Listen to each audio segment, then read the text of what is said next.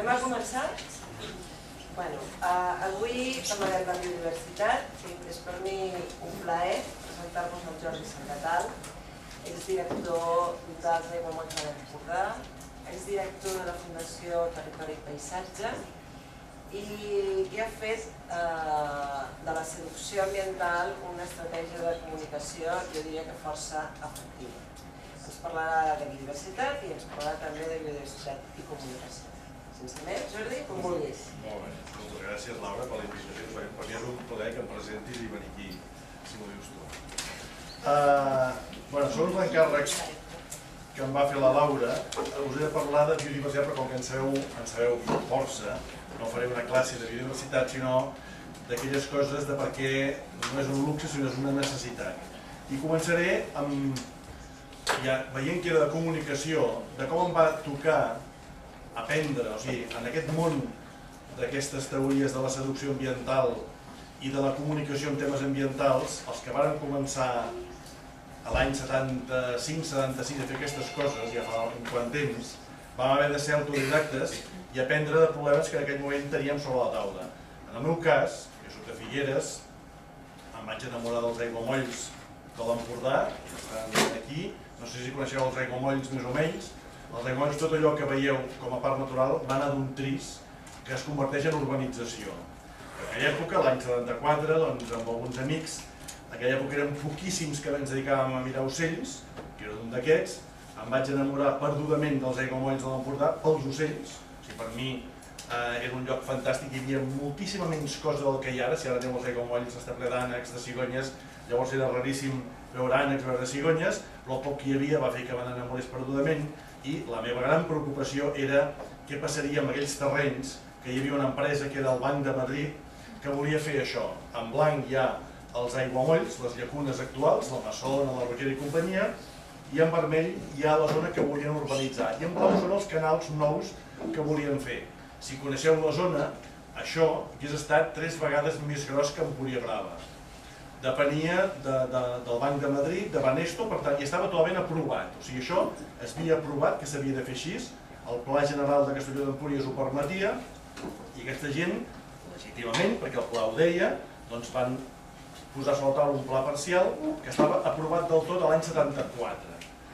Vosaltres no ho recordeu, però el 75, quan es va reiniciar, perquè el tema no, algú sí, per aquí ja hi ha un llibre, a vegades dic, si ho recordeu, doncs em va un canó que no ho podeu recordar, el 75 es va reiniciar la democràcia a l'estat espanyol, i aleshores l'excusa era que, si estava aprovat l'any 74, era de l'època predemocràtica i per tant ho podien posar en revisió. El que volien fer era allò que la gent pensava que era el millor per la zona, que era fer una urbanització, una marina residencial per atreure encara més turisme. A l'Empordà, si mireu aquest mapa, que és el primer mapa que es coneix de Catalunya, que és de finals del segle XVII, fixeu-vos que hi ha, a tocar aquí un ratolí, això és l'estany de Salses, que encara existeix, això és l'estany de Canet, que encara existeix. L'estany de Canet té 500 hectàrees. Si us hi fixeu, això és l'estany de Canet, a la plana empordanesa hi havia un estany que tenia 2.000 hectàrees de superfície. 2.000 hectàrees és moltíssim. Si l'estany de Banyoles o l'estany d'Ivars, que s'ha recuperat fa poc, en tenen 150. Per tant, un estany de 2.000 hectàrees és una cosa espectacular. El que passa que es va anar dessecant de mica en mica per motius agraris, ramaders i sanitaris, fins a quedar unes zones molt properes al mar que van ser les que van ser preses de l'especulació urbanística, i aquí va néixer Empúria Brava, Santa Margarita, etc. I tot el que quedava estava condemnat a desaparèixer. Fins i tot es volia fer un passeig marítim que hagués anat de Roses fins a l'Escala, travessant tota la badia. O sigui, va anar d'un tris que la badia de Roses ara podria ser una mena de Benidorm. Però es reinicia la democràcia a nivell d'estat espanyol, es tornen a fer publicacions, i a l'època aquesta democràtica, i a la revista Presència, una de les primeres de la nova època que surt, fem un article que es diu Els aiguamolls de l'Empordà amenaçats, que és el primer toc d'alerta en què es demanava que els residus que quedaven d'aiguamolls encara mereixien ser protegits. Però, evidentment, l'enemic era potentíssim perquè legalment estaven condemnats a ser urbanitzats. I va haver una cosa molt interessant, que això va ser l'any 76, que ens va donar molta empenta. L'any 76 el Consell d'Europa i una entitat ornitològica van organitzar un col·loqui de zones humides a Liège. Allà vam anar-hi, amb Martí Boada, que fa poc en parlàvem, i jo mateix, a fer una conferència sobre els aiguamolls de l'Empordà, i degut a que l'estat espanyol es reentrava feia poc a la democràcia, la nostra conferència era esperadíssima per tothom, i teníem 400 persones davant nostra. Per mi era una cosa emocionant perquè tenia els principals ornitòlegs d'Europa allà escoltant i els vam convèncer, segurament la nostra tendresa els va enternir perquè en aquell moment jo almenys tenia 18 anyets i per tant encara no entenc gaire com me'n vaig sortir, però en fi, ens en vam sortir entre en Martí Boada i jo, i aleshores els 400 assistents varen enviar un telegrama al ministre d'Afers Estrangers de l'època demanant que els aiguamolls de l'Empordà fossin realment protegits i fossin parc natural. Aleshores, quan vam tornar, vàrem tornar amb moltes ganes des de Liège, amb molt de suport de la comunitat internacional. Aleshores, aquí el que vàrem fer va ser començar a convocar manifestacions, aquí a Cases de Figueres, a la Rambla de Figueres, on a la primera manifestació unes 1.000 persones varen venir a reivindicar també els aiguamolls de l'Empordà. En aquell moment diguem-ne, una cosa que ens va afavorir sense voler és hi havia molt poca consciència ambiental, però molta capacitat, diguem-ne, de mobilització. O sigui, la consciència ambiental era pràcticament nul·la a l'any 76-77 que passava això.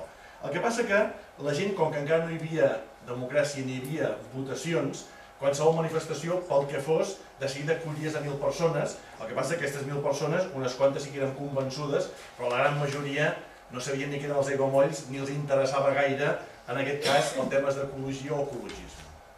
Però eren 1.000 i va funcionar. Aleshores, veient que el moviment aquest anava agafant embranzida, de seguida, l'any 78, al juliol, unes màquines varen començar a intentar urbanitzar a les llacunes litorals, veient que la campanya agafava massa força, i aleshores varen fer, ho veieu bé, no? Aquest vial d'aquí, que travessava tots els aiguamolls i havia d'anar en aquesta llacuna, a la Rogera, on s'havia de construir el principal canal diguem-ne, de la marina residencial. Evidentment, ho havíem d'aturar, el que havíem fet havia estat demanar signatures, havíem aconseguit 10.000 signatures, havíem fet tot tipus de manifest. O sigui, aquell moment era molt important, ja lligant-ho altre cop amb la comunicació, com fèiem que una societat que estava molt mobilitzada però poc conscienciada ambientalment, li podíem fer veure que uns aiguamolls que s'havien d'urbanitzar, que podien donar teòricament molts llocs de treball i el turisme s'havia de desenvolupar, com allò s'havia de convertir en una reserva natural. Era complicat. Encara que hi havia molta gent mobilitzada, el dia que vam haver d'anar a parar els camions, posant-nos davant de les màquines, érem 14, perquè era el mes de l'estiu, i vaig convèncer uns quants companys de facultat que aquell dia, en lloc d'anar a la platja, vinguessin allà a parar les màquines, però aquí de convençuts també només eren la meitat, els altres venien pel divertimento d'anar a parar unes màquines i veient què passava. Però el que vam aconseguir amb tot això és que els diaris, i a més a finals d'estiu, a finals de juliol, diguem-ne, en aquell moment hi havia molt poques notícies i els diaris anaven pleníssims d'aquesta campanya, d'aquesta ocupació dels aiguamolls de l'Empordà. Aleshores varen anar fent campanya, varen anar aconseguint coses i finalment es va aconseguir que a l'octubre del 83 el Parlament de Catalunya aprovés per unanimitat la llei de creació del parc. O sigui, aquella campanya va anar creixent amb força, van aconseguir conscienciar bé la població, a la majoria, i de les poques lleis aprovades per unanimitat en el Parlament de Catalunya, una d'elles ha estat la creació del Parc Natural dels Aiguamolls de l'Empordà. Aleshores, evidentment, en aquells moments, això va ser a l'octubre del 83, el 84 em fan director a mi, i van fer director i no hi havia ningú més, jo només tenia el primer personal que em van posar van ser els 3 treballadors que tenia l'empresa urbanitzadora, però aquell estiu el que se'ns va ocórrer és, que també els vam conscienciar, vam anar fent seducció ambiental en aquells treballadors que tenien una feina que era intentar urbanitzar, i en aquell moment el que havien de fer era mirar que hi hagués el màxim d'ànecs possible. I aleshores, aquell estiu se'ns va ocórrer que el que havíem de fer era que tota la gent que havia participat a la reivindicació, convidar-la si volien a participar també a la construcció del parc. Varen muntar camps de treball i tots els cartells que varen col·locar el primer any ho fèiem amb gent voluntària. Però aleshores, encara que, com hem vist, la majoria de Catalunya volia els aiguamolls, es va aprovar per unanimitat en el Parlament, sempre passen coses d'aquestes, i aquells cartells que posàvem amb aquests voluntaris, al cap de pocs dies alguns d'ells eren arrencats els cartells i en el seu lloc s'hi posava aquest aligot mort, per exemple, en aquest cas, amb una amenaça a les potes que posava, bueno, no es veu, però aquí sota posava avui t'ha tocat a tu, a l'aligot, demà tocarà a un dels aiguamolls, que érem nosaltres. Per sort no ens va passar res, varen matar i afusellar i crucificar 3 o 4 aligots més i algú va anar a pescaire. I aleshores, encara que això ho feien uns quants caçadors de Castelló d'Empúries, que estaven en contra, deien que tota la vida havien caçat en els aiguamolls, encara que no caçessin res, perquè quasi no hi havia ànecs, però finalment es van convèncer perquè van veure que amb la protecció encara hi havia més ànecs i per tant encara, diguem-ne, els ànecs que sortien de la reserva eren més fàcils de caçar perquè estaven més refiats. El que vam aconseguir va ser que tot aquest espai condemnat a ser urbanitzat finalment fos ben protegit. Hi havia, a part de la zona de llacunes d'estanys interiors, una zona preciosa, que és la zona de closes. La zona de closes són aquests, té aquest nom perquè són prats inundables, tancats o closos per arbres de ribera, són aquests d'aquí el nom de closes, de la zona de Mornau, que aquestes closes ocupen el llit dels antics estanys. Va ser quan es va començar a dessecar el gran estany de Castelló que la xarxa de drenatge provocava aquesta mena de pòlders, que són les closes, i fa aquest paisatge de tant d'interès que molt sovint torna a ser ocupat per les aigües. Totes aquestes llacunes litorals és on s'havia d'urbanitzar totalment, i aquí el que van fer va ser intentar diguem-ne, tornar a desenterrar llacunes que havien estat enterrades. Durant molt de temps s'ha de pensar que a l'Empordà hi ha hagut generacions i generacions d'empordanesos entestats en dessecar la plana i amb aquest últim embat final de la urbanització. Aleshores van intentar utilitzar màquines, en aquest cas màquines cavadores, que això hi havia companys de la lluita que no ho entenien gaire, perquè deien que com és que nosaltres, que havíem aturat les màquines, ara utilitzàvem les màquines pesades per desfer aquella obra, diguem-ne, dels humans. I aleshores, evidentment, al primers temps quedava. O sigui, quan varen començar a desenterrar llacunes, fixeu-vos que les ferides eren molt evidents. El que passa que les zones humides són tan productives, heu de pensar que les zones humides és l'hàbitat que hi ha al planeta que és capaç de produir més matèria viva. Fixeu-vos que en aquesta fotografia es veuen molt bé les aigües tèrboles i les terres remenades, però només en 3 anys, fixeu-vos que ningú diria que aquestes llacunes aquí a la dreta eren aquestes de l'anterior fotografia que es veuen tan remenades. Aleshores aquí vàrem començar a fer una cosa que era molt important i era fer, clar, quan anàvem tots els aiguamolls a mirar ocells, evidentment els pocs que hi anàvem ens posàvem per aquí al mig a mirar tot el que fos. Llavors era molt important que quan fas una reserva teníem en compte els caçadors que els feien fora, però també feien fora els naturalistes acostumats a posar-se allà al mig, que també costava, perquè deia, home, amb el que ens ha costat protegir això, ara no podem ni entrar aquí dintre, perquè si entrem aquí dintre, si som 4 no passarà res, però a la que vingui més gent a mirar ocells, espantarem el poc que hi ha. Per tant, és molt important que els ocells estiguin tranquils a dintre i, en tot cas, els mirem des de la perifèria. Aquests observatoris d'aquí, fixeu-vos que estan a la perifèria, es tractava que aquí dintre, cosa que vam aconseguir, no hi entrés ningú, fos pels ocells, i aquests ocells fossin tants i tan confiats que des d'aquesta perifèria, d'aquest itinerari que la gent fa, doncs veiés prou coses com per anar-se'n havent vist al màxim. Penseu que és molt important, quan es dissenya una reserva natural, que la gent vegi el màxim de coses fent el mínim d'impacte. Això és molt important, perquè si la gent veu moltes coses però fa molt d'impacte i espanta els ocells o xafa les orquídees d'un prat, vol dir que t'estàs carregant aquell interès natural que pretens conservar. Aleshores, va ser impressionant veure com van començar a pujar de seguida les espècies i el nombre d'exemplars que tornaven als aiguamolls.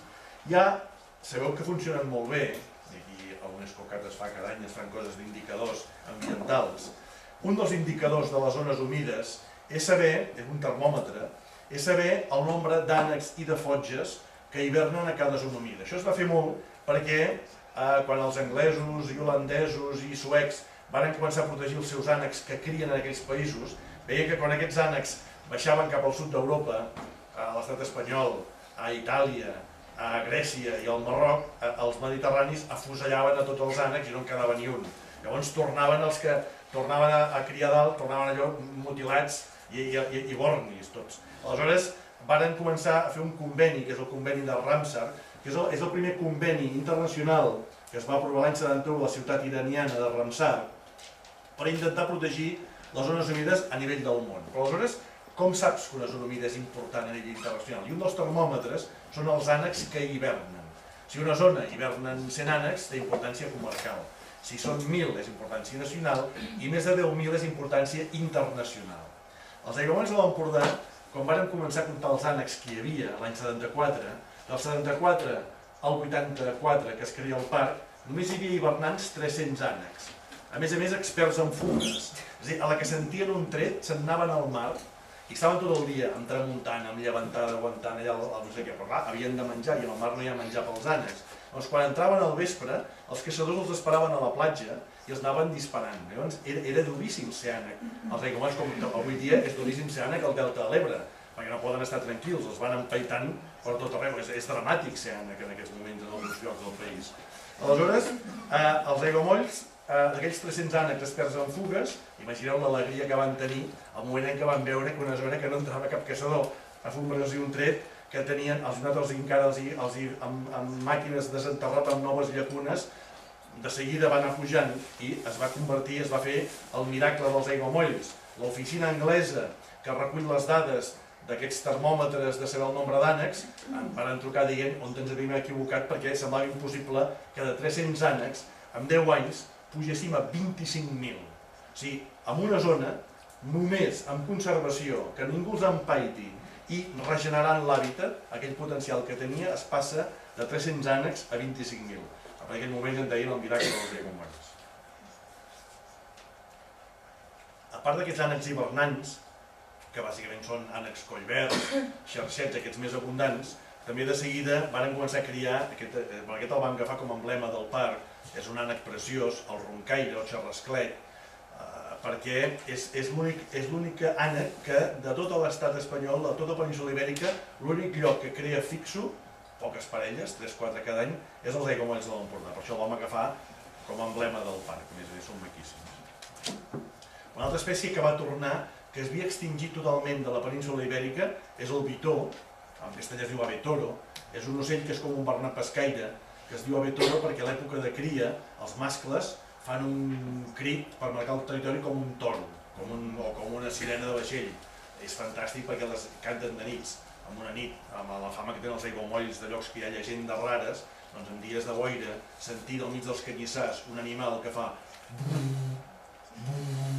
és una cosa fantàstica, us aconsello.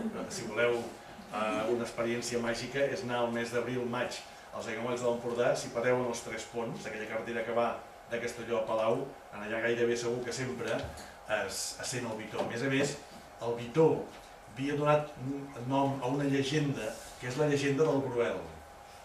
La llegenda del Gruel és la gent de Castelló d'Empúries, deia que una persona que robava blat en els comptes d'Empúries, una nit va carregar la seva carreta amb massa blat, anava amb 6 bous, es va enfonsar a l'estany i la seva ànima en pena amb aquell cor dels bous és el que canten els estanys. Però aquesta llegenda havia desaparegut perquè el bitó ja no cantava.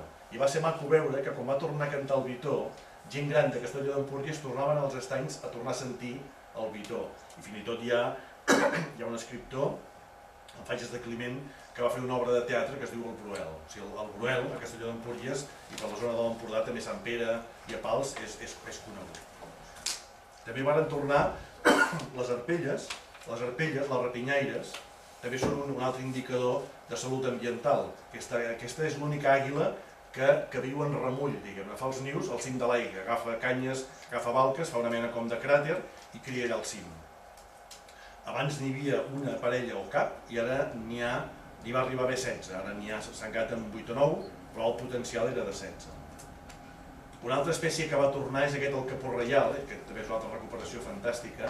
El capó reial havia desaparegut també de la península ibèrica, va entrar pels aiguamolls procedent de l'est d'Europa, té una gran població al delta del Danubi, va anar entrant, va baixar el delta a l'Ebre, va començar a criar el delta, i avui dia a Doñana, de 0 parelles fa 20 anys, n'hi ha 8.000 parelles nidificants. És un cas de recuperació d'aquests espectaculars gràcies a que hem tractat millor les zones humides. Van tornar a una espècie que havia desaparegut, com és el cas de la polla blava o gall marí. Això és un parent de les polles d'aigua. Aquesta espècie s'havia extingit a Catalunya als anys 50, en van anar a capturar unes quantes a Doñana, unes 60, les van tornar als aiguamolls, allà van criar i s'han escampat i han arribat a la Camarga francesa i al delta de l'Ebre. Aquest és el moment emocionant que la polla blava o gall marí tornava a trepitjar Catalunya després de mig segle d'absència. Aquest és el titular dels diaris que varen provocar. Si torna a Catalunya al cap de mig segle d'absència. A més, una cosa que heu de comunicar. Penseu que això és bàsic fer-ho. Abans us he dit que la composició dels aiguamolls va ser a finals de juliol. Està una mica pensat.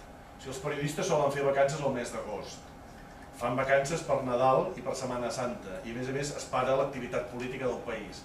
Per tant, es veuen necessitats d'omplir diaris, estan a punt d'agafar vacances, i si els hi ofereixes notícies junts a l'última setmana de juliol, els dies abans de Nadal i els dies abans de Setmana Santa, és un bon moment per poder fer que els diaris agafin bé les notícies ambientals, per exemple.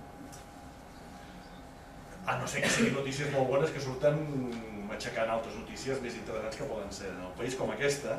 En aquest cas, la cigonya guita va ser, que abans comentava la Laura, quan ens vam inventar la seducció ambiental. Va ser casual, no sé si coneixeu la història de la cigonya guita. És una cigonya que va néixer en un campanar, amb una incubadora, al Balat de Cinca, a tocar Fraga. Hi havia el típic niu de cigonyes, molt volgut per la gent del poble. Aleshores arriben les cigonyes, es posen a covar, però amb una tempesta, un cierzo molt fort, fa que una gran pedra de la barana del campanar està a punt de caure. Gran dilema. Si pugen a arreglar el campanar, s'espanten les cigonyes i es fan malbé els ous. Però si no pugen, cau aquella pedra i enfonsa el sostre de l'església. Es van reunir les forces vives, això era l'any 86, cosa que encara hi havia forces vives d'aquests pobles, que són els que decidien. Es van reunir la mestra, el farmacèutic, l'alcalde, el capità de la Guàrdia Civil, el metge, etc. I van decidir pujar a buscar els ous de les cigonyes i dur-los en una incubadora, pensant que no naixerien, però que almenys la gent del poble no els diria que brutos, que les cigonyes han marxat. Es van posar els ous en una incubadora d'una granja de pollastres i al cap de pocs dies el senyor de la granja de pollastres veu que surten dues cigonyes.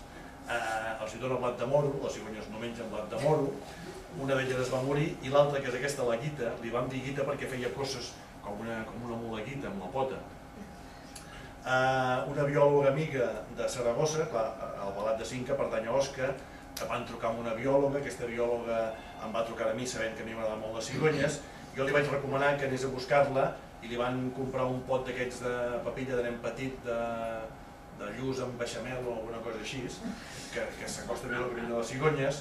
Jo vaig sortir dels aiguamolls i vaig capturar unes gambúcies i uns capgrossos i tenia 4 dies i estava a punt de morir perquè no havia menjat res, però és fantàstic perquè a la que es van passar un capgros, una granyota petita i una gambúcia, es va refer. Fixeu-vos, aquí tenia 4 dies, ja es havia refet, i li vàrem, aquí no surt encara, aquí anava creixent, li vàrem comprar un plat amb una cigonya, veieu, perquè així mengés més, i per què veia cigonyes? Perquè aquí hi havia el problema que no veia cap altra cigonya, per tant hi havia el perill que quedés imprintada d'humà. Clar, si tu ets cigonya i no veus cap altra cigonya des que neixes i veus uns humans, et penses que ets humà. Això és l'imprinting que va estudiar tant en Conrad Lorenz. I aquesta va fer coses d'aquestes, quan va començar a volar, em seguien a mi, jo com el pare, aleshores em venia quan jo la cridava, i feia una cosa fantàstica, que aquí és quan s'inicia la seducció ambiental. Una escola que arriba al centre d'informació del Parc Natural dels Aigües de l'Empordà, es posen al taulell i una cigonya entra volant, es paren al taulell i saluden els nens i nenes. Aquests nens i nenes queden tan bocabadats que els hi pots explicar el que et doni la gana, que s'ho en passen tot. Es tracta de explicar-los coses positives, evidentment. Però per mi això era la seducció ambiental. O sigui, posar a la gent en un estat d'ànim, o comunicar, si ara jo es parlés amb servó croata, m'imagino que ningú m'entendria.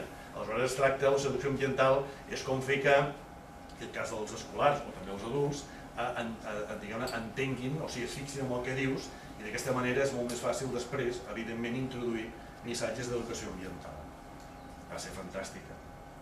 I a més, el bo és que encara que tingués imprinting, finalment era un mascle, encara que dèiem la guita, perquè pensaven que era una femella, finalment va ser un mascle, però com que es deia la guita, però com que era la cigonya guita, colava igual. Aleshores, en les cigonyes, el mascle és el que fa el niu. I fan el niu i quan passen les femelles volant, els fan clac, clac, clac i la femella baixa, si ligada al mascle i la zona on està. Però aquest mascle no cridava cigonyes femelles, cridava humans. I feia el niu, va fer el niu en el cortalet i quan passaven humans per sota feia clac, clac, clac perquè haguessin de cridar. Aleshores, un dia es va parar una cigonya femella, primer el mascle, la guita, el fumia fora cops de bec, però va tenir molta paciència aquella femella, anava ponent ous cada any, eren ous infèrtils perquè no feia còpules, fins que al cap de 3 o 4 anys va aprendre a fer còpules amb una altra cigonya i aquests són els primers nets que varen tenir. I després va dir que va tenir, i va agafar afició, va criar cada any i va tenir molts nets i ara tenim, es va morir als 18 anys, que és molt per una cigonya, i ara hi ha molts ascendents de la cigonya guita. Bé, després d'aquesta etapa en els aiguamolls, vaig estar ja 14 anys de director, van venir a buscar per fer una altra història que hagués sigut molt interessant si hagués funcionat. La Laura hi va estar els últims anys, quan vas aguantar? Quan vas estar 3 o 4 anys? 2 i mig. Els últims anys, jo vaig estar del començament fins al final i la Laura em va acompanyar els últims anys. Era una història molt divertida, que era una fundació que es deia Territori i Paisatge, que depenia de l'obra social de Caixa de Catalunya. L'encàrrec que ens havíem fet és que havíem de fer una cosa que havia de durar 100 anys, perquè les caixes històricament eren una cosa molt segura.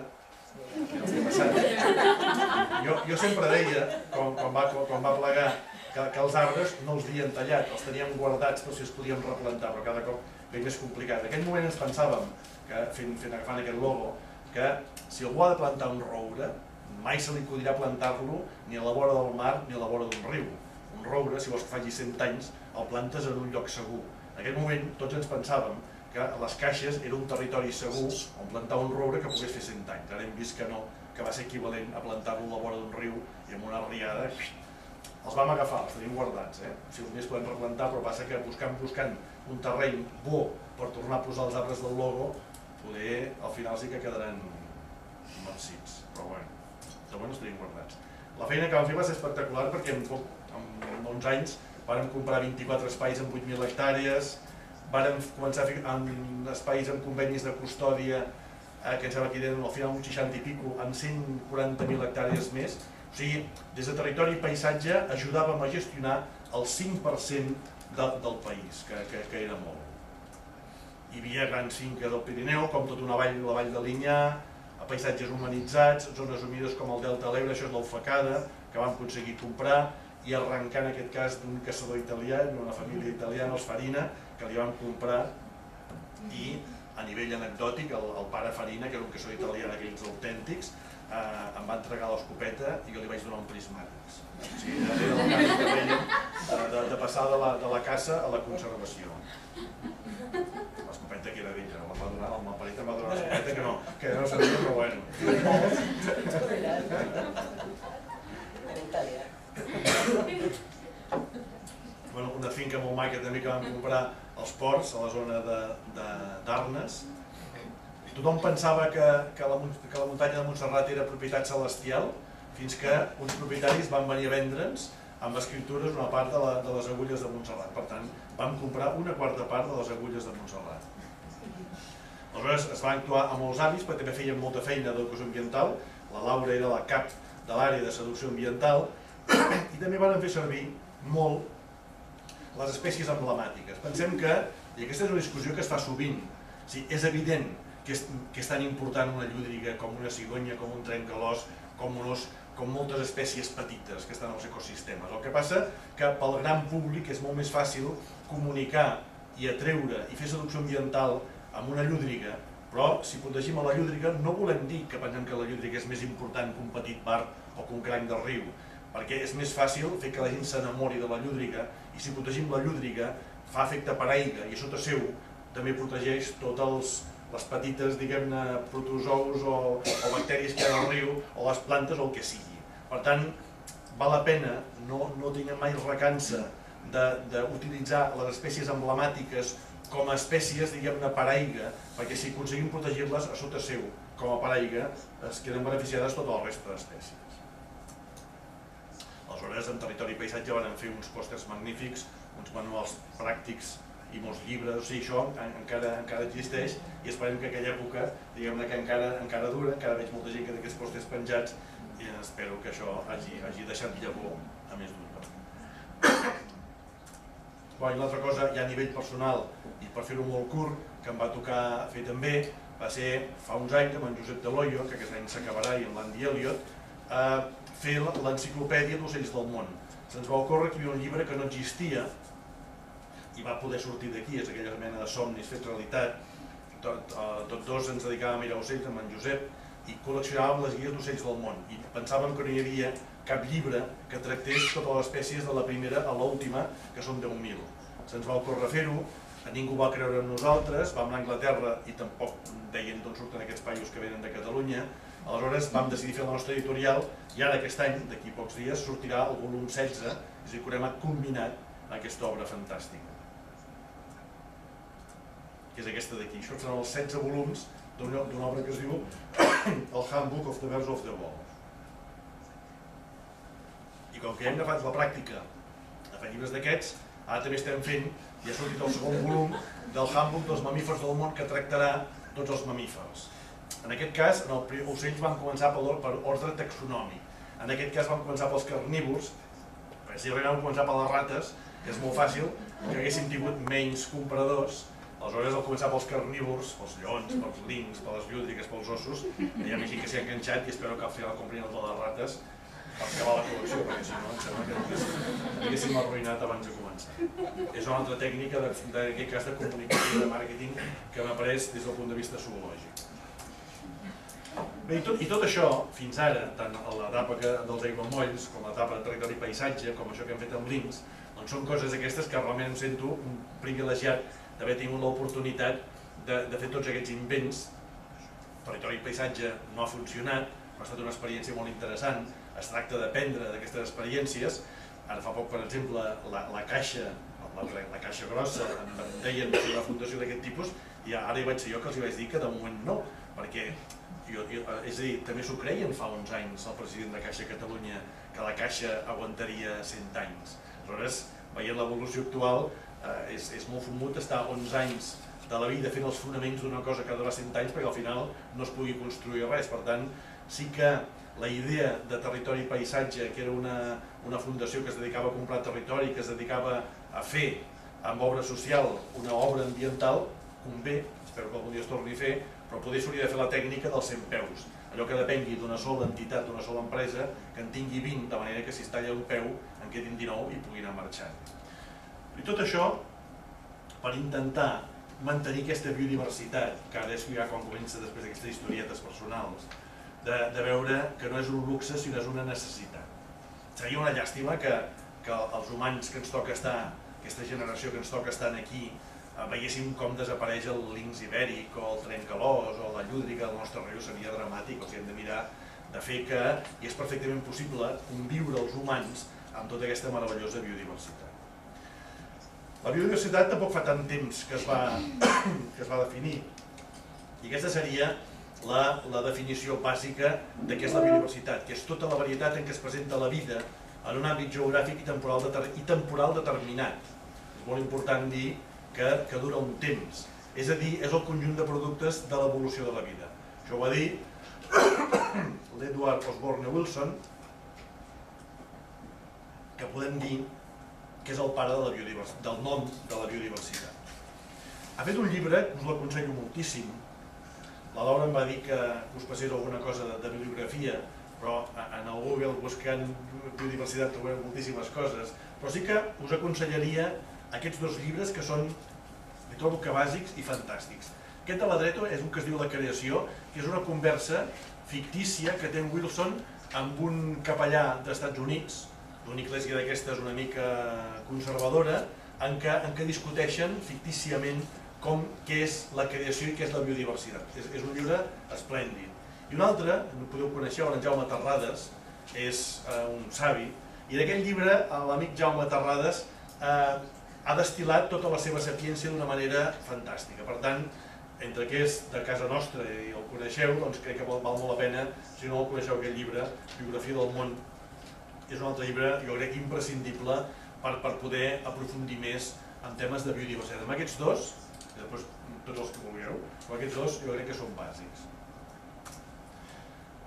Per què és important, diguem-ne, dir allò de la temporalitat? Clar, la biodiversitat, teòricament, diuen que el que tenim ara de meravellosa biodiversitat, a la cinquena extinció de fa 65 milions d'anys, diuen que va quedar el 15% del que hi havia llavors de fauna i flora en el món, al planeta Terra. Del 15% que va quedar llavors, tenim tot el que hi ha ara, i aquella va ser la cinquena extinció, que és la que es va carregar els dinosauris i companyia. Clar, perquè a més pensem que moltes vegades, em fa molta gràcia, quan, jo què sé, quan volíem posar des de Territori i Paisatge el voltor negre en el Pirineu, hi havia gent que deia que no hi havia dades de que el voltor negre hagués estat al Pirineu. Si és una espècie que ha estat a tota Europa, que queda encara al sud de la península, el que costaria de demostrar és que el voltor negre no està aquí. I deien, és que no hi ha dades, però de quan fem llibres d'ocells a Catalunya? De fa només 100 anys. Això són 3 generacions, no és res. O sigui, la vida a la Terra fa, teòricament, 3.500 milions d'anys que existeix. Els primers humans, i encara si en podem dir humans, van aparèixer fa 350.000 anys. Els primers humans que eren encara molt homínids. Ara estem veient aquests dies que els que van travessar a Europa i van arribar fins aquí poder fa només uns 20 o 25.000 anys que van arribar aquí. Aleshores, si posem l'escala del que ha estat la vida a la Terra a l'escala de 365 dies d'un any, resulta que l'espècie humana, considerant els humans de fa 350.000 anys, apareixen a les 11 de la nit del dia 31 de desembre. O sigui, hem estat tot l'any de vida i només apareixen els humans a l'última hora. Però és que, a més, si contem 6 generacions són 200 anys. Fa 200 anys, on estem en aquesta sala, no sé què devia ser, però segur que no era una construcció.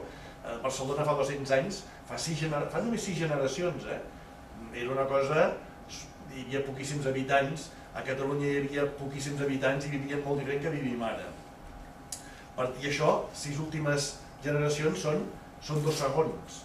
Per tant, tenim el perill de que si anem tan accelerats com anem ara, és molt fàcil que ens passi que en aquests 2 últims segons és com si algú li deixen una casa per celebrar una festa de cap d'any i de tanta farra, al final crema la casa i s'ensorra la casa. És una cosa que ens pot arribar a passar perquè és evident que aquesta acceleració que tenim els humans en les últimes generacions és una cosa que no aguantarà gaire temps. I després ho demostraré precisament amb una publicació que va fer UNESCO-CAT.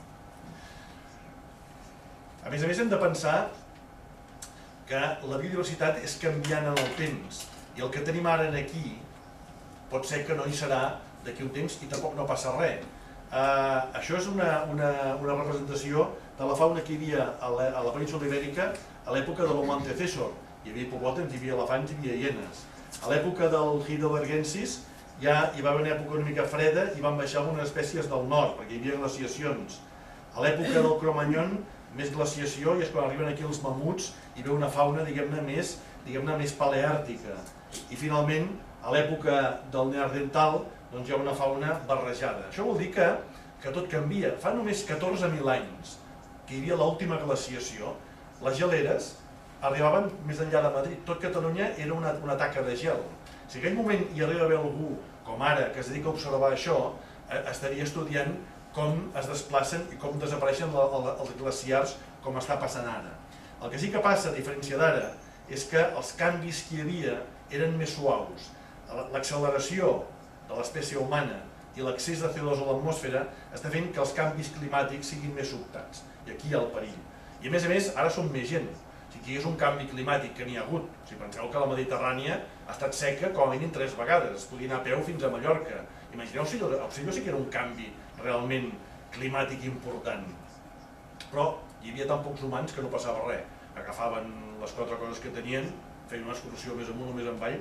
Ara hi ha ciutats establertes, hi ha estats, hi ha comunitats, hi ha regions, hi ha nacions. hi ha gent que té un pis que encara està pagant l'hipoteca i que tot això pot desaparèixer. Aleshores, és molt més complicat de moure's, ara no és fàcil agafar les coses i marxar. Bueno, de vegades segons com marxes i deixes de pagar, però bueno, tampoc on vas a viure llavors.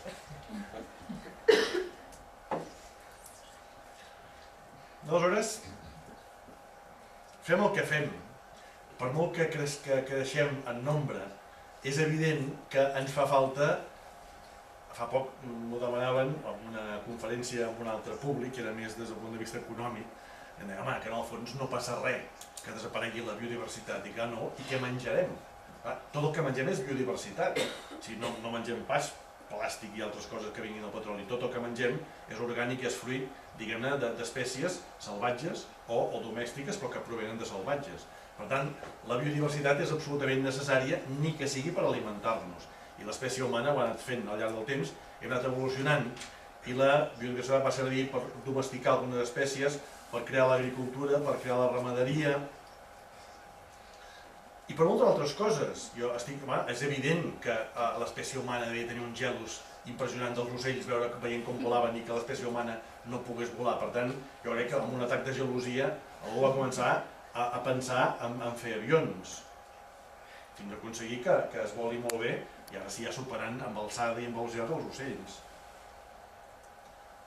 Un submarí, el disseny no és pas diferent d'un pingüí que baixa molta fondària. Això devia ser fantàstic veure algun humà com tenia també enveja d'un dofí, d'una balena o d'un pingüí, com anava baixant mar avall. Fins i tot el cant el vam imitar dels ocells, o sigui, fixeu-vos que a la natura només canten els ocells. Els altres homínids no canten, un orangutà o un ximpanzé o un goril·la deuen fer alguna cosa que sembla un cant amb alguna nit amorosa de tant en tant, però no canten. Per tant, devia ser un humà que sentint un rossinyol, un pastor devia anar fent xiulant, devia fer una melodia i d'allà va fer un concert. Per tant, la música també la devem en aquesta còpia de la biodiversitat. Però tot això, l'espècie humana, ens hem anat avançant i hem aconseguit... O sigui, una cosa és que depenem de la biodiversitat i l'altra és que ens hem escapat de la selecció natural. Això sí que ens hem escapat. O sigui, l'espècie humana, a la que comença a vèncer, teòricament, algunes malalties, és quan fem selecció tècnica. Si fossin els lleons, els elefants, o els ratolins, o les sargantanes, viuen exactament igual ara que fa milers d'anys. L'espècie humana ara vivim més. Ens vacunem. Sense vacunes, la meitat d'aquesta sala no hi seríem aquí, perquè ens hauríem mort de petits o ja no hauríem nascut. Per tant, l'espècie humana venç una part de la biodiversitat, la controla, i és quan, amb la selecció tècnica, és quan comença a dominar sobre moltes altres espècies i és quan fa aquesta puja poblacional tan enorme que no ha fet mai cap altra espècie en el món. Només hi ha algunes espècies que de tant en tant fan una puja, però de seguida fan una baixa perquè es reequilibren de seguida. L'espècie humana és quan ha fet aquesta gran pujada d'efectius, ara ja som 7.000 milions d'humans en el planeta, sembla ser que s'espera que els propers anys siguem 10.000 milions i això és una cosa, diguem-ne, que és absolutament insostenible. Tenim un planeta, que és un planeta finit, amb uns recursos. La petja humana ja es veu, és evident que amb satèl·lits, quan fas fotos nocturnes, es veu Europa i es veu quina Europa tenim per les llums que s'encenen a la nit. I això és una cosa que m'hi va fer fixar fa molt temps, una vegada que vaig tenir el privilegi d'estar en unes conferències amb en Ramon Margalef, que ella parlava d'això, que ara és just el negatiu del que era abans. O sigui, antigament, tampoc fa tants anys, era tot natura, hi havia només unes petites clapes d'humans i de zones humanes. Aquí es veu bé, encara passa en alguns llocs de la Terra, que tot és natura i hi ha unes petites clapes de zones que s'han roturat, de poblats humans, aquí no hi ha cap carretera, només hi ha algun vestigi humà. De mica en mica, l'espècie humana va roturant cada cop és tot més humanitzat i cada cop la natura està més apartada i d'aquella imatge d'en positiu natura i en negatiu unes coses petites, ara és al revés i acabem fent a molts llocs Doncs que la natura està en aquesta zona verda d'aquí, en aquest parc d'allà, en aquesta bassa que és l'únic lloc on es refugien els ànecs, hi ha llocs del món en què la natura ja són coses ínfimes i tota la resta està absolutament humanitat. Per tant, aquesta biodiversitat que ens fa falta en molts casos està relicta en uns llocs i depèn totalment d'aquests llocs.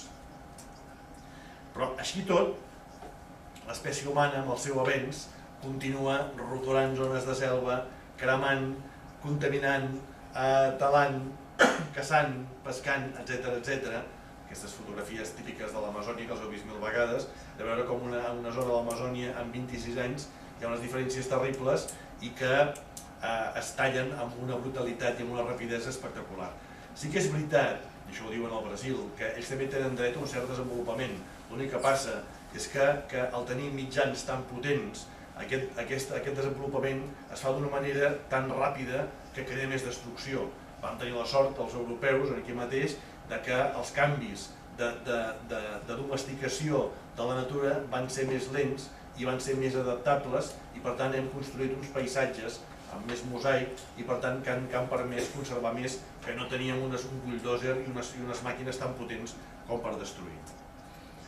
Per sort encara, en el món ens queden paratges intocats, cada cop menys i cada cop costa més protegir-los i després veurem les dificultats inherents a crear espais protegits.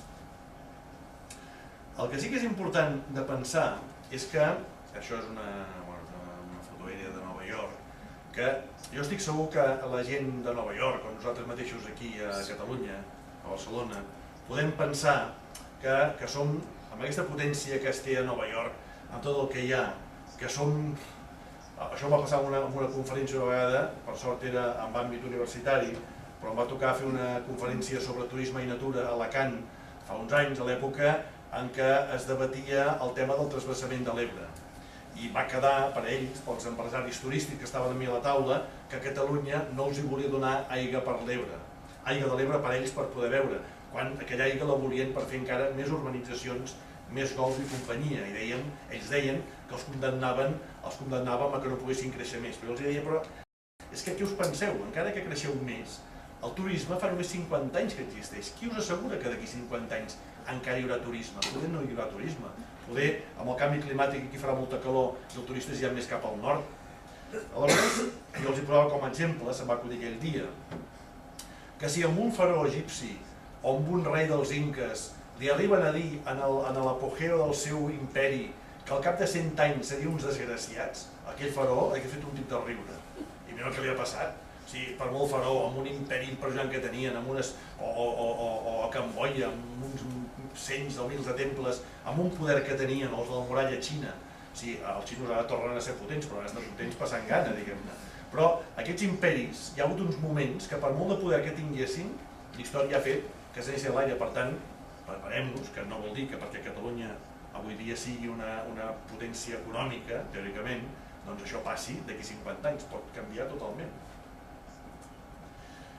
I la natura ens fa falta, per tant una cosa que és important és que com a mínim puguem mantenir un cert escenari natural. O sigui, la natura, a part de menjar, també ens serveix per respirar. Si un dia féssim vaga totes les plantes, si hi hagués un problema amb els arbres i no hi hagués la funció clorofílica, ens quedem sense oxigen. Ara és molt fàcil respirar, respirem sense voler, però si un dia hi hagués dificultats tindríem problemes per respirar si no hi hagués aquesta biodiversitat.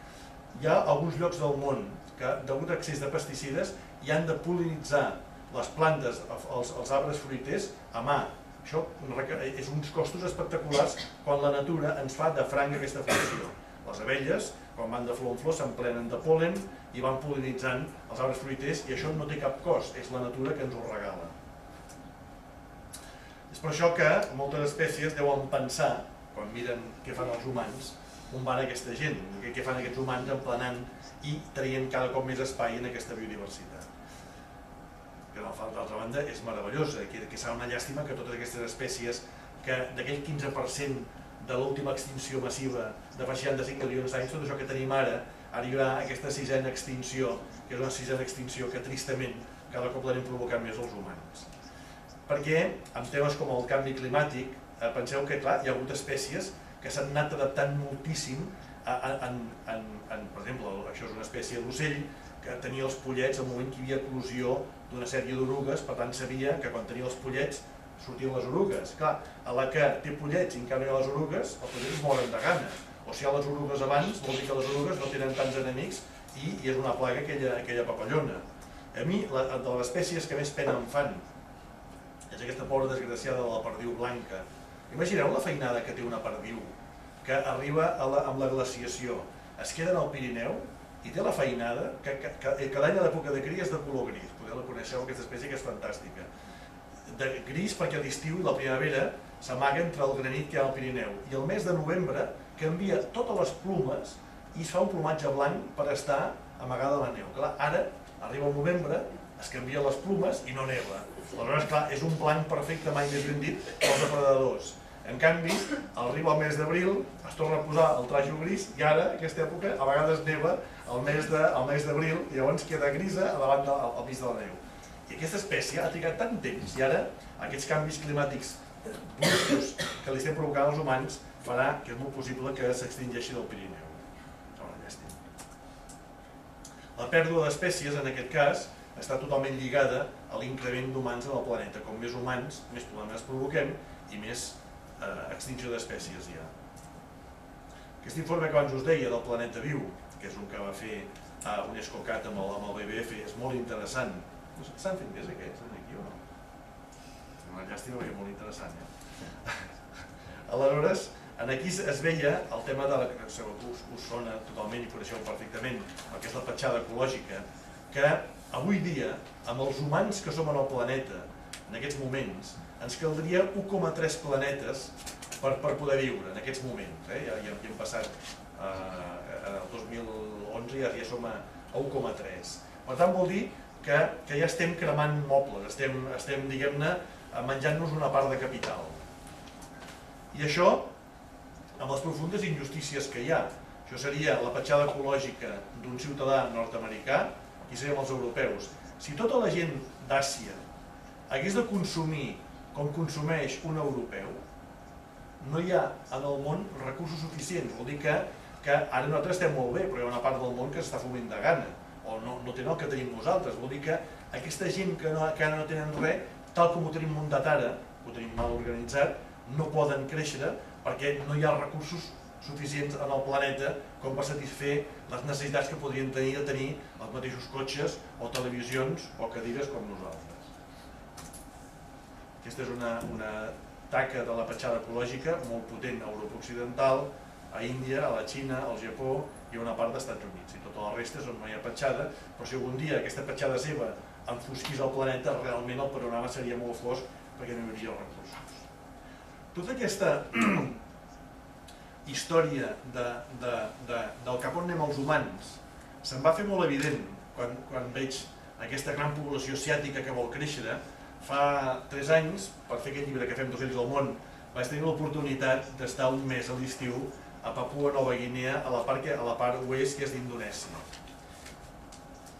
Allà, els nostres guies eren aquests, que anaven tot el dia, aquí anaven vestits, però una part del dia anaven totalment despullats, amb aquella carbassa que es posen els mascles al membre masculí. Aquí es vestien per anar nosaltres, però no abandonaven mai l'arc i les fletxes tant per caçar com per fer fora els enemics, i no va de broma. O sigui, ells són tribus que estan molt ben mantingudes, no creixen en excés, tenen un territori que saben que aquella tribu viu d'aquell territori. Per tant, si una tribu veïna els hi entra a caçar un colom, un lloro o una rata en el seu territori, els està robant el que fan els lleons, o el que fan els tigres, o el que fan molts animals. I el reben amb fletxes. Això és una cosa que nosaltres no ens creiem, però un dia ens van dir no travesseu el riu perquè hi ha la tribu veïna que tenen molta mala bava i un ocell del paradís va travessar el riu i anàvem a travessar el riu i vam veure darrere uns paios pintats i també amb arc i fletxes i van fer una via de recular rapidíssima perquè realment anaven amb mala bava. Aleshores, al costat, a aquesta part de Papua Nova Guinea, sabeu que en aquests moments, em sembla que a Java, l'illa de Java, que també és Indonèsia, ja hi viuen 200 milions de persones, i Java vessa d'indonesis. Aleshores, estan agafant de 100.000 en 100.000 i els porten a Borneo, a Sumatra, a Papua Nova Guinea i els deixen allà amb una mena de barraques adossades i aquests el que fan, clar, aquests ja volen ser com nosaltres, volen tenir una moto, volen tenir un cotxe, volen tenir una nevera, una televisió i es dediquen a tallar la selva. Clar, és evident que quan van tallant la selva i es troben en aquell de l'arc i les fletxes, aquell reacciona, aquests ja van amb escopetes i evidentment ja podeu saber qui guanya. I aleshores, podríem dir que hi ha com 3 fases d'humans que es troben aquí. Aquells primitius, que viuen com nosaltres a l'època paleolítica, els del mig, que són aquests que els porten allà i van tallant la selva, que són uns que volen ser com nosaltres, i nosaltres, diguem en Josep Toloio i jo, catalans, i uns quants americans i anglesos, que estàvem allà admirant la biodiversitat, seria la tercera fase, hem passat per la segona, ens hem carregat el que vam poder aquí a Europa, però accedim a una tercera fase que ja som capaços de gastar diners anant a admirar la biodiversitat acompanyats pels primers. O sigui, els primers, els que s'hi poden maten la biodiversitat, també han descobert que s'hi acompanyen uns guiris, fan uns diners, per tant, la primera fase acompanya la tercera fase. I tots dos ens cagàvem amb la fase del mig perquè són els que van tallant la selva, que eren els que fèiem nosaltres per accedir a la tercera fase. El que és evident és que ningú de la segona fase serà capaç de tornar a la primera. Els de la primera en queden pocs en el món. En el món ara hi ha molta gent que està a la segona fase que vol ser com nosaltres. Aquí tenim un problema gros, perquè han de tallar molt de recurs natural per arribar a tenir el que hem tingut, el que tenim nosaltres. És un problema seriós que té l'humanitat en aquests moments. Aquest era el meu guia particular que jo portava a la meva bossa, que cada matí apareixia pintat un dia de negre, un dia de vermell, un dia de mig blau, mig verd, fantàstic, i sempre mai abandonava l'arc i les fletxes amb unes fletxes superconxegudes. Aquí veieu això que us deia, que hi ha aquesta primera fase, d'aquests el dia que anaven sense vestir, la segona fase dels que venen de Java, que ho van destrossant tot, i nosaltres que estem amb els primers admirant la biodiversitat. Els del mig, evidentment, no l'admiren, el que fan... Una pregunta, que igualment aquesta tercera fase porta molt de la segona implícit, perquè totes les coses que nosaltres tenim s'han de talar d'algun lloc, no? Sí, segur. No porta implícit, però el que passa que és la tercera fase que hem fet el mateix que hem fet la segona, però ja, diguem-ne, tenim consciència de mantenir la biodiversitat i som capaços d'anar a Papua a observar la biodiversitat, cosa que no fan els segons. Nosaltres ja ens ho hem, per això he dit abans que ens ho hem carregat tot. I ens ho carreguem també. Ens ho carreguem encara. I a més vull dir que aquests, a la segona fase, tallen coses que ens venen a nosaltres. Però ells també el que passa que ho tallen, que ho volen vendre per tenir diners per comprar-se, lògicament, el seu cotxe, la seva nevera, tenir una casa més... Per tant, això que us deia abans, que si realment aquesta població asiàtica, poso com un exemple, ha de pujar, arribar a tenir la nostra petjada ecològica, tenim un problema greu quan aquests 3.000 milions de persones puguin arribar a tenir els nostres recursos. Serà complicat. Ara, és veritat que podem fer coses. De fet, n'estem fent. A nosaltres ens tocarà, a vosaltres més que a nosaltres, però és segur que l'espècie humana trobarà un substitut al petroli. Però el que està claríssim és que el petroli cada cop n'hi haurà menys i no n'hi haurà pas més. La natura, ja he dit prou, ha estat milions d'anys elaborant petroli i l'hem tret amb una alegria espectacular. I d'aquí 15, 20, 30 anys no s'acabarà, però serà més fàcil, més difícil de treure i més difícil de depurar, diguem-ne, de refinar.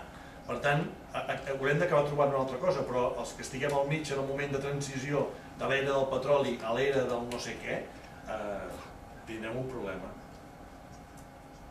Hi ha coses que es poden desenvolupar, però a vegades també hi ha problemes. L'energia eòlica, que segons on la poses queda llesta, és una energia neta, però provoca altres problemes a nivell paisatgístic, a nivell de mortalitat d'ocells que s'estavellen contra les seves aspes.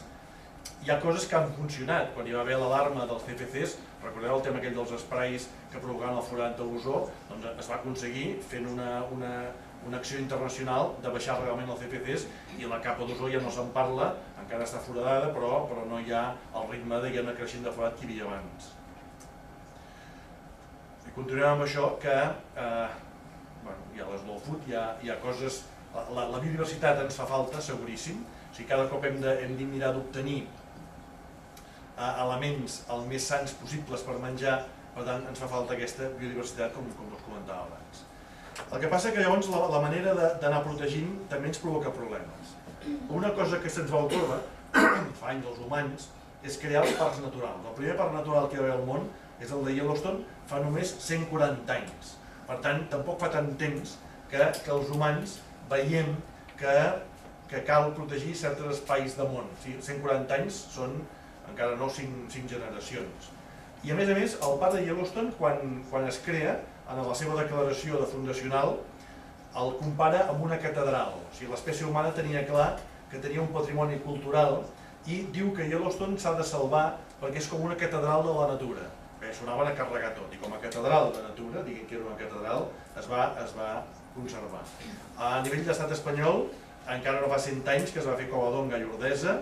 A Catalunya el primer parc nacional únic va ser el 55, fa 50 anys, Aigüestortes.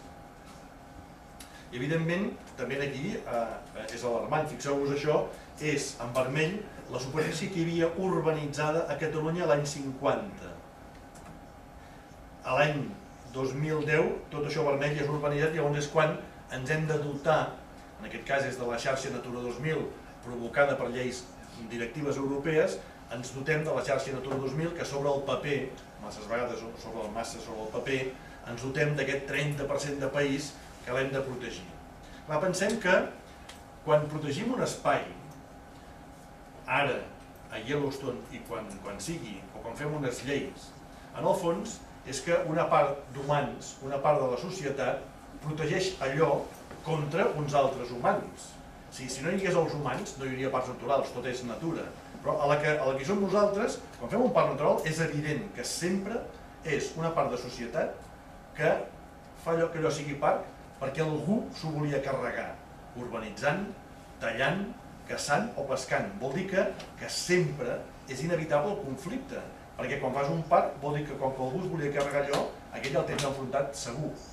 I aquesta és una assignatura pendent forta que tenim en els parcs naturals, que després ja ho veurem. Això va ser una simulació, sí, això és més o menys, això també per l'Empordà, però serviria per tot Catalunya, o sigui, fa una simulació de com devia ser l'Empordà fa 7.000 anys, que hi havia el 20% d'aiguamolls, que van anar baixant i ara l'estem recuperant una mica. Tota zona de bosc que va anar baixant i això són la zona groga, són els cultius. I aquí apareix, fa 1.000 anys, apareix la zona urbanitzada, la zona urbana i urbanitzada. Clar, els primers parcs naturals que apareixen sempre es fan sobre zones de boscos i sobre zones d'aiguamoll. Però deixem tota aquesta zona diguem-ne domesticada, la zona agrícola, que no és parc. I el que ens ha passat aquests últims temps és que hem perdut molta biodiversitat en les zones de conreu, ara aneu per Catalunya i travesseu moltes zones de conreu que no s'aixeca cap perdiu, no veieu conills, no veieu vida, són camps de cultiu i no hi ha res. O sigui, a Anglaterra han desaparegut el 80% dels pardals. O sigui, ja desapareixen el 80% dels pardals, aquí també ens passarà. I han desaparegut els pardals perquè les llavors que es tiren per sembrar són blindades, en diuen, per evitar que hi hagi fongs i per evitar no sé què.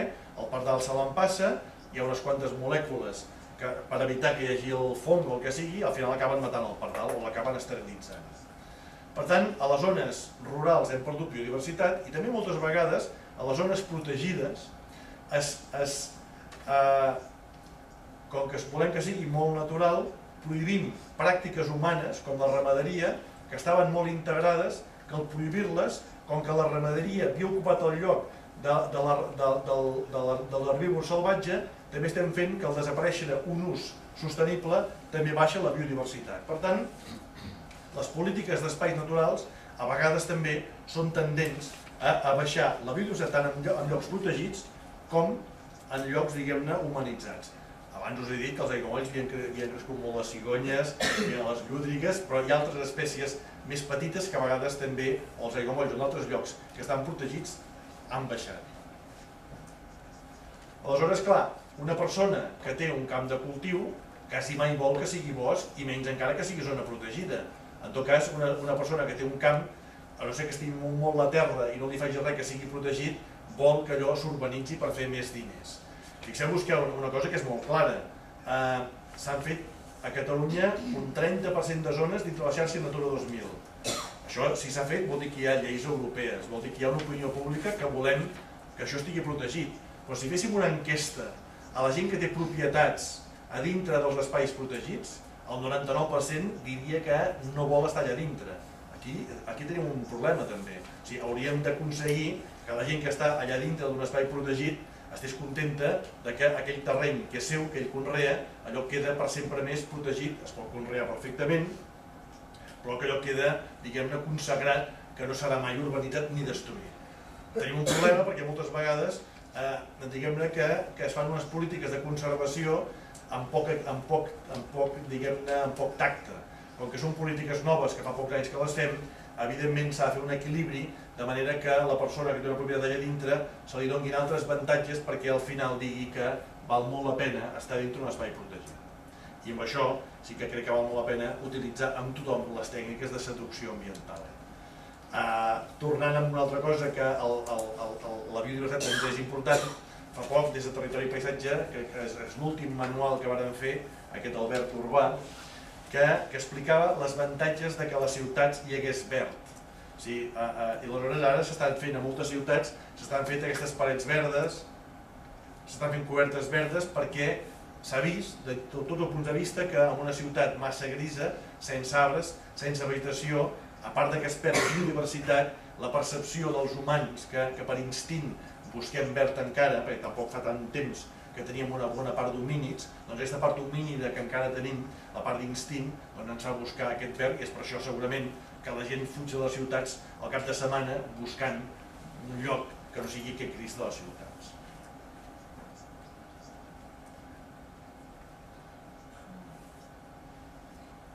Aleshores, com també podem aprofitar la biodiversitat per resoldre certs conflictes. Per exemple, els incendis forestals.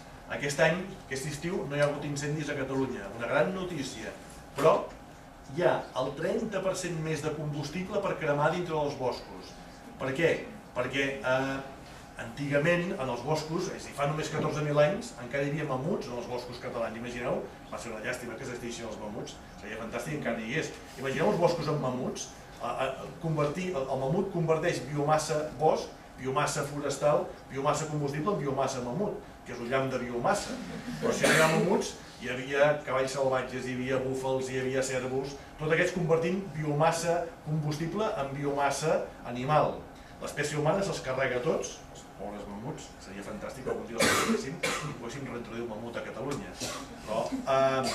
Però l'espècie humana se'ls carrega, en el seu lloc hi posa els animals domèstics, les vaques, els cavalls, les ovelles, les cabres, però actualment en el bosc no hi ha, en la majoria de boscos no hi ha ni herbívors salvatges, ni herbívors domèstics, ni l'espècie humana, que durant molt temps també feia d'animal fitòfag, que anava a agafar branques per fer foc, feia carbó, etc. Per tant, no hi ha animals que converteixen la biomassa combustible en biomassa animal, o amb un ús, diguem-ne, humà.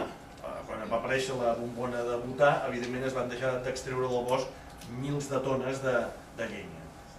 En canvi, tenim un país que amb data combustible, si es crema, ens provoca molts problemes de vides humanes, de problemes paisatgístics, en fi, queda tot fatal. És normal, però clar, és el que passa abans. Si es crema una zona de boscos al centre dels Estats Units o a Austràlia, no passa res, perquè és un cicle de natura, és una cosa normal en boscos mediterranis, però ara, com que som tants, si es cremen 30.000 hectàrees, algú queda rostit per aquí al mig. Per tant, som molta gent aquí dintre. Per tant, és un problema. Aleshores, per exemple, en aquest cas, la biodiversitat es podria tornar a utilitzar per, diguem-ne, per evitar aquest problema dels focs. Tenim un problema. En aquests moments a Catalunya els pastors diuen que no és rentable la seva feina de pastor perquè no els hi rendeix el ramat, però ens gastem una quantitat de diners espectacular cada any intentant apagar incendis i vigilar els incendis. Això ho havíem calculat. Només amb el 10% del que cada any es gasta a Catalunya amb apagar incendis i en vigilar-los, que s'hauria de fer igualment, però si agaféssim el 10% per fer prevenció de veritat, donant aquests diners als pastors i dir a cada pastor, miri vostè, a part de pasturar, ha d'estar a 500 hectàrees de bosc, que el seu ramat converteixi biomassa, Amb això ajudaríem el pastor i faríem que aquests herbívors rebaixessin, fessin prevenció de veritat en els incendis. Es podria pasturar al sotabosc amb ramats mixtes, sí? Que precisament ara que comentes això, Jordi, només un comentari que a Sant Boi just fa un parell de mesos que s'ha començat a fer prevenció ramadera d'incendis amb un ramat de cabres i crestons. Fantàstic. I van arribar a finals de setembre. Cabres i crestons? Sí. Fantàstic. Bueno, ara de fet tindrem, crec que començaran a parir les cabres perquè van venir amb mascles i en venir algunes prenyades, però ja després es queda el ramat només amb... Això on? A quina zona? A Sant Boi. A quin tipus de boscos aquells de pins? Sí, era antiga vinya, va haver una època que la muntanya de Sant Ramon era vinya i després va recuperar sobretot com a bosc de pi, però n'hi ha també zones de roure, n'hi ha també... Això, algun lloc el que es va fer, que va funcionar molt bé, va ser treure els pins i deixar els roures i pasturar els roures, i ha quedat fantàstic. Es va aprofitar les ventades del 2009, això sí, per fer reforestacions que s'han fet ja amb vegetació de bosc, no de pi. Fantàstic, no, això és molt bé, m'alegro molt per aquesta notícia. Aleshores això, aquí a algun lloc es va fer, des d'un projecte que es deia Guardabosc de Territori i Paisatge, es va fer això ja fa 7 o 8 anys, en algun lloc que hi havia molts de pins es va treure el pi, aleshores quan es deixa el roure, l'alzina o el suro, de seguida sense pins, sense competència, respira molt més i, diguem-ne, mantinguent-ho amb ramats, de seguida, veureu que a Sant Boi també desnonarà l'efecte de seguida, és fantàstic. Augmenta la biodiversitat, tens menys incendis, menys costos en prevenció, a més tens feina als pastors, pots fer-ho amb races autòctones, amb això tens el crestó, és una cosa que havia desaparegut a Catalunya. És cabra rasquera, crec que... Les cabres són de rasquera? Fantàstic, són fantàstics els cabres de rasquera. No, que estava adaptada a això, que tenen un braguer molt petit que no se'ls esparreca si van entre les mates. I a Sant Boi que hi hagi cabres tampoc és una cosa rara. Productes de qualitat, biodiversitat, recuperació de camins ramaders. I aleshores hi ha una altra cosa que també és una cosa que el proper pas que heu de fer a Sant Boi és aquest. És a dir, és absurd que si es mor una cabra d'aquestes, el pastor hagi d'agafar la cabra, a no ser que es mori la cololila, que veus que té una malaltia contagiosa.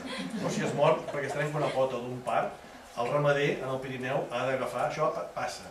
Si el ramader que se'n mor una vaca ha de pujar amb un tractor, amb un remolc, a agafar aquella vaca, posar-la a casa seu, trucar a Grefaxa, que paga molts diners, ve un camió de la quinta punyeta, se n'emporta del Pirineu aquella vaca a no sé on, gastant combustible, i la crema a no sé on, gastant més combustible. I al costat hi ha uns agents rurals que van a buscar una vaca no sé on i la porten per donar menjar al trencalòs. És l'absurd més gros, es va de descreure els dos, un baixant la vaca i l'altre pujant un carro carregat de no sé què. Quan la natura s'ha inventat una cosa fantàstica, si es mor una vaca en el Pirineu, ja dic que no sé que sigui un problema sanitari, tot això es va prohibir en el tema aquest de les vaques boges, però hi ha els voltors que baixen i en un moment, amb un giram d'ulls, aquella vaca, entre els franys, el voltor negre, el voltor comú i el trencalòs, allò desapareix. Aquest fenomen, no sé si ho coneixeu, és en Mora Grega, és una persona fantàstica, era un capità de marina mercant, que és de Vall de Roures, que va decidir quedar-se a Vall de Roures, va muntar unes granges de conills i cada dia els seus conills i els conills que es moren de granges veïnes els porten als voltors i mireu, els voltors ja l'esperen. Coneixen el cotxe i els voltors van seguint el seu Land Rover amb el remolc i van allà i hi ha cada dia 150 voltors que viuen, en lloc de gastar-se diners eliminant aquests conills morts, que això costaria uns diners, dona menjar als voltors, amb el qual està fent una política també que algú altre hauria de pagar diners per alimentar aquests voltors, amb el qual és fantàstica la feina que està fent. I ara ha fet un observatori que podeu anar, si no a Vall de Roures, al Mas de Bunyol, podeu dormir en una habitació que ell lloga, que està, si teniu els voltors l'endemà al matí, vosaltres esmorzeu i teniu els voltors esmorzant davant vostre. És fantàstic. Però això, com ho pot fer a nivell de normativa, és compatible? Totalment. Ara ja s'ha aconseguit. O sigui, ara fa un temps que es va aconseguir aquella normativa europea que prohibia donar menjar als voltors, degut a les vaques boges, es desfés, i ara ja és fàcil. A Catalunya encara no es fa prou, però, per exemple, a França, al Massís Central, hi ha totes les granges d'ovelles i de porcs, en zones que hi ha voltor, tenen permès, si posen el porc, l'ovella o la vaca en un lloc tancat, que no hi vagi cap gos ni cap senglar no sé què, poden deixar al costat, i estan fent que hi hagi molts de canyets de voltor, amb els voltors fan la seva feina, que és anar per allà, a la que baixen deixen net com una patena i cada cop hi ha més trencalossos, que el trencalós és fantàstic, o sigui, un animal que s'empassa els ossos, diguem-ne, i quan són massa grossos els deixa anar sobre una pedra, amb vol, i llavors quan queden espartallats se'ls empassa i s'alimenta d'allò, una cosa meravellosa. Aquí són els voltors, que això és una altra cosa que també és que s'ha dit i no és veritat. O sigui, el voltor és una pobra àguila desgraciada que fa molts anys es va aparellar amb les àguiles i va decidir, en lloc d'anar a caçar, ser carronyer. Per tant, això que diuen que hi ha voltors que ataquen el bestiar és fals, simplement és fals. Sí que és veritat que si hi ha una vaca que té un part dolent, que està allà mig ajaguda, que ha tingut un part dolent, que potser la salvaria el veterinari, si els voltors estan morts de gana, comencen a pessigar i si veuen que aquella vaca mig moribunda no diu res, se l'acaben matant. Però normalment si un animal està bé, una vaca ha parit bé i fa així, els voltors no hi van. O sigui, ni les seves potes ni el seu bec són capaços d'agafar presa com ho faria una àguila daurada. Això són un jove de trencalòs, un aufrany, i la propera hi ha el voltor negre. És fantàstic perquè el voltor negre és el que esparreca el cuiro. El voltor comú té el cap pelat perquè posa per dintre les vísceres i va traient els budells i tot. L'aufrany es menja els trossos i finalment el trencalòs menja els ossos i queda tot net. Fantàstic. O sigui, la natura ens regala això i som capaços d'inventar-nos uns sistemes alternatius que costen molts diners i gasten molta energia. Una altra cosa que funciona molt bé és el tema, que cada cop es fa més, de controlar a les ciutats els coloms amb els falcons. Això fa poc ho hem fet a Figueres, ho hem aconseguit fer a la teulada de casa meu, a sobre, he fet un canvi. Si poses, diguem-ne, a Barcelona, ja hi ha, en aquest moment són 7 parelles de falcons criant a Barcelona, mengen coloms, però com nosaltres ens agrada intentar menjar mango o menjar fruites tropicals, els hi costa més empaitar, però empaiten molt les cotorres argentines, perquè els deu agafar com una cosa més exòtica. Però, per exemple, és una altra solució. Els edificis són com penya-segats, per tant, als Estats Units, a França, a més és una cosa que passa molt amb els ocells. Si tu ets falcó pelegrí i neixes amb una teulada, quan ets gran vas a criar amb una teulada. Ja no se'ls hi acut. Els que han nascut en una catedral o en una torre o en un lloc humanitzat, quan són grans, els falcons, no van mai a criar en un penya-segat, van a criar en un lloc humanitzat. A França hi ha més de 80 parelles de falcons que crien en catedrals, per exemple. Doncs aquí a sobre casa van posar aquesta mena d'iglú, que és el New Artificial, és un hacking, els falcons comencen a sortir d'aquí, de 3 que en vam deixar anar, 2 falcones encara són per allà, i evidentment al nostre edifici no hi ha ni un colom perquè estan tots aterroritzats, perquè se'n van, és com si vosaltres estigueu en un lloc, en un poble que hi ha 2 assassins, doncs evidentment van ser 2 a Macariu, que et fan igual. I és una de les falcones volant sobre casa. Una altra cosa que no em canso de repetir les bondats que té és el tema de les orenetes. O sigui, les orenetes, penseu que cada oreneta, cada dia, es pot arribar a menjar 5 grams de mosques i mosquits. Sempre dic que si a les ferreteries venguessin un aparell que el deixes anar i no et costa ni un duro i va volant per casa teu allà amb la boca oberta menjant-se mosquits, hi hauria garrotades per anar a comprar aquest aparell. En canvi l'oreneta pobra fa aquest prodigi de niu. Els nius d'oreneta, a més són un prodigi, o sigui, algú que ho provi. Agafar 300 glopades de fang amb la boca, barrejar-ho amb herba i anar enganxant-ho a la paret de manera que s'enganxi i que allà dintre t'aguanti viure tu i la teva família. Té un mèrit impressionant i encara hi ha gent que els hi trenca els nius, amb l'excusa que fan cagarades, quan aquestes cagarades són un adob fantàstic. Per tant, si poseu un test a sota amb una planta, aquella planta neix maquíssima que enamora de les cagarades que de franc us dona l'oreneta. A més, tens l'oreneta visquin a tocar a casa teva. Des de Territori Petit vam fer un projecte molt bonic que es deia Projecte Orenetes, que pretenia intentar comptar, que això es pot fer encara, totes les orenetes cuablanques que crien a cada poble. I el resultat que volíem aconseguir era que en els indicadors que hi ha de cada poble de qualitat humana, sabeu que hi ha aquests indicadors que diuen la gent de Barcelona, la gent de Figueres, la gent de Reus tenen 2 telèfons per cada habitant, gasten tanta aigua, no sé què. Doncs el maco seria que hi hagués uns indicadors que diguessin que hi ha tants nius per habitant, o un indicador és si sents el rossinyol del llit estant, per exemple. Això són indicadors que són indicadors reals de qualitat ambiental. A més, una cosa que vam demostrar és que per les escoles, fent-ho aquests censos amb els escolars, els nens era la manera que aprenien el nom dels carrers. els nens veien que en un poble desgraciat sense orenetes, fent alguns canvis, podien aconseguir que la gent el respectés i hi hagués orenetes. Per tant, podies fer que aquell indicador que el teu poble era molt baix, amb una mica de feina anés pujant i el teu poble fos un poble amb orenetes. I per tant, era bo fer una mena com de concurs cada any de veure quin lloc de Catalunya tenia més nius d'oreneta, i alguns anys crec que vam arribar a tenir 34.000 nius comptabilitzats i va haver no sé quants centenars de voluntaris. Aquí posava 660 voluntaris als 580 del primer any. I l'altra cosa fantàstica és que quan van a dormir les orenetes surten els rats penats. Per tant, la combinació dels dos, encara que el rat penat és un animal que segons com té mala fama, però també penseu una mica, o sigui, el rat penat fa uns milers d'anys era una musaranya. Una musaranya que de cop aprèn a volar i es fa que les potes sigui una mena de patagi, és un prodigi. Per tant, no li tingueu mania. Si algú li té mania perquè entra en una habitació i fa un cop d'escombra, encara que siguin lletjos, és una lletjor que enterneix. Expliqueu aquesta història de que és un animal que va començar a córrer tant que va volar. És fantàstic.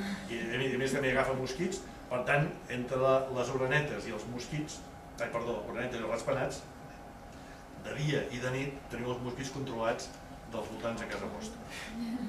Al Delta de l'Ebre s'està demostrant, estan fent uns nius amb bales de palla d'arròs i estan fent que plagues del barrinador es poden arribar. Ara ja estic, ja està, quasi.